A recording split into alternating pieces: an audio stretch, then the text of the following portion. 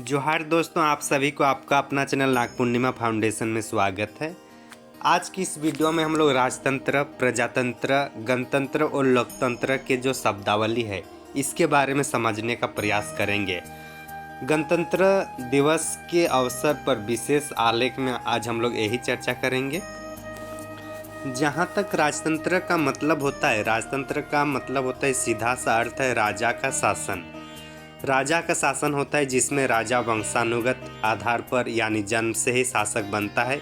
संसार की सबसे प्राचीन और चिर अनुभूत शासन प्रणाली भी यही है, जिसमें सर्वोच्च शासक राजा तो होता है, लेकिन उसकी शक्तियाँ विशेषज्ञों की सभा से संचालित होती हैं।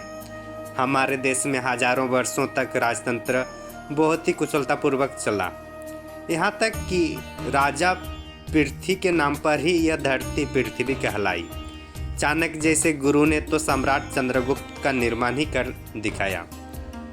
सामान्यतः प्रजा अपने पालक राजा को भगवान विष्णु का प्रतीक मानती थी। भारतीय राजतंत्र मोनार्की और इस्लामी राजशाही से बहुत भिन्न रहा है। विश्व में आज भी 44 देश ऐसे हैं जहां पे राजशाही विधिवत रूप से चल रही है। जापान में तो सम्राट के बदलने से पूरा वर्ष क्रम बदल जाता है। अगर हम लोग डेमोक्रेसी की बात किया जाए या रिपब्लिक, और ये दोनों का जो पर्यायवाची जो है हम लोग का प्रजातंत्र है। प्रजातंत्र में राज की संपूर्ण शक्ति स्वामिनी प्रजा होती है। यहाँ कोई राजवंश नहीं होता। एक्चुअली में डेमोक्रेसी दो ग्रीक शब्दों से बना है। डेमस जिनका मतलब होता है जनता, और क्रेसिया जिसका मतलब होता है शक्ति।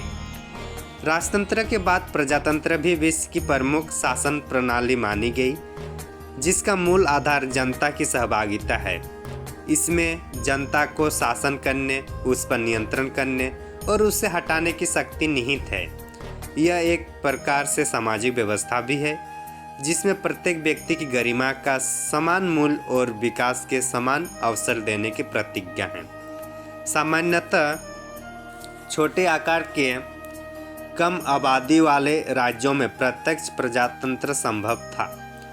भारत के संदर्भ में अगर देखा जाए तो भारत में ग्राम सभाओं की जो पंचायत है, पंचायती राज व्यवस्था, उसी का प्रारंभिक रूप है। बड़ी आबादी और बड़े क्षेत्रों वाले राज्यों में राजसत्ता जनता के हाथों में तो होती है, मगर निर्वाचित प्रतिनिधियों के माध्यम से।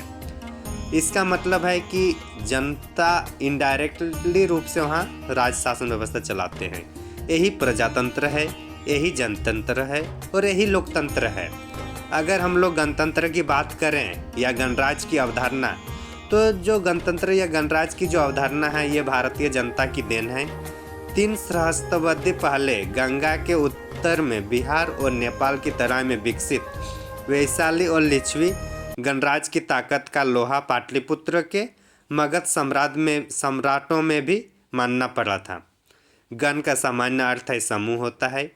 गण की महत्ता इसी से प्रतिपादित होती है कि गण के देवता गणेश की पूजा सबसे पहले की जाती है।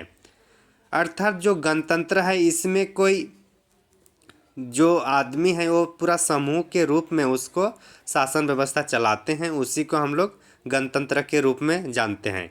तो इस तरीके से आज की इस वीडियो में हम लोग राजतंत्र, प्रजातंत्र, गणतंत्र और लोकतंत्र के जो शब्दावली है उसको हम लोग समझने का प्रयास किए।